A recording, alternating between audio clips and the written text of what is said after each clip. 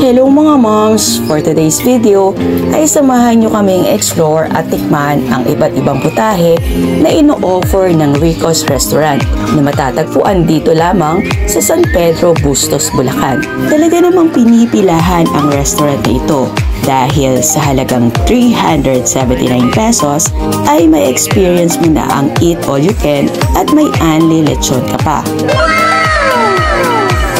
O diba? Yung only lechon nga pala nila ay ino-offer nila every Friday, Saturday at Sunday. Pero since ang daming tumatangkilik sa kanila dahil na rin sa super sarap ng mga foods, ay may hatid silang magandang balita. Only lechon na rin sila buong linggo until January 7, 2024. Check nyo na lang mga moms ang kanilang FB page para sa iba pang katanungan. Tara, kain na muna tayo.